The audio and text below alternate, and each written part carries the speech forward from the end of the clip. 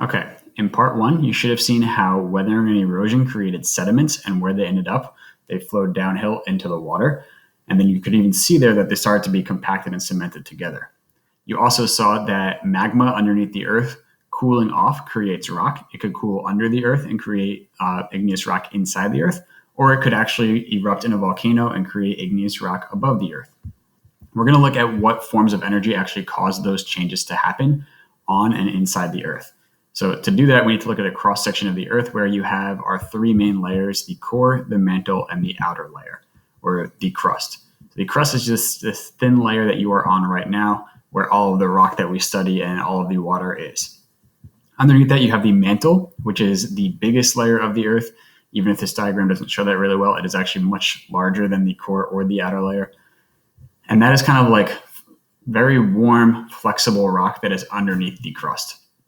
And then finally, you have the core. And the core is actually split up into two different parts: the outer core, this liquid part right here, and then this really bright inner core is just solid metal at the very center of our Earth. And all of this underneath the crust is very, very, very hot.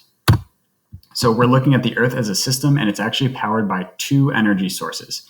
One source is the sun, which drives external processes that occur in the atmosphere, hydrosphere, and on Earth's surface. So if you think of like rain, for example, rain is actually caused by the sun.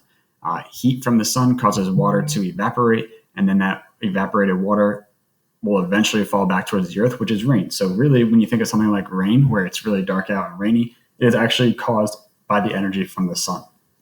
And then you also have energy inside the interior of the earth, a whole lot of thermal energy or heat energy that is rising up towards the surface of the earth, and that can cause things to move as well.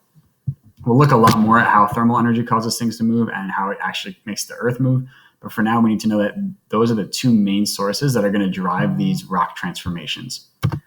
What you're going to do next is look back in your simulation and go to energy mode. And you're going to actually try and answer the questions in this table.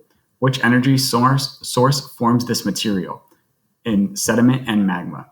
So your answer for this first part of this table, or this first column, is going to be either the sun or the Earth's interior. You don't need to give me more information than that. A really short answer for that is fine. I'll even make those multiple choice for you to fill in your table here. And then with the energy on, what new rock formations were created? For this one, you do need to write a little bit more. What do you see in your simulation when you turn that energy source on?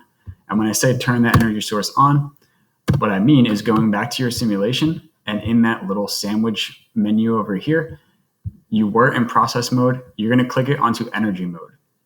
When that happens, you'll see a screen that looks a little bit more like this. It will be dark outside, and you have little switches for the sun and for the Earth's interior. What you're going to do is turn them on one at a time. So you can start with the sun. If you turn on energy from just the sun, what actually happens? You don't need to click anything else. Just turn it on and make your observations. Things will happen on your screen. And then once you're done and you've taken your observations down for that, turn the energy from the sun off, and then turn the energy for Earth's interior on.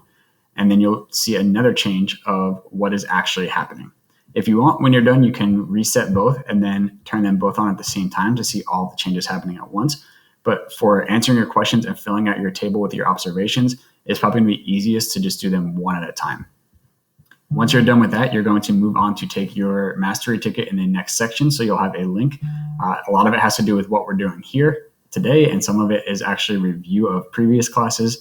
It's about 5 questions, and then you do have an open-ended section of your mastery ticket. However, you've already done that section. If you look back in, I believe it is Monday's work, you'll see exactly what you need for your mastery ticket, and it should look really familiar.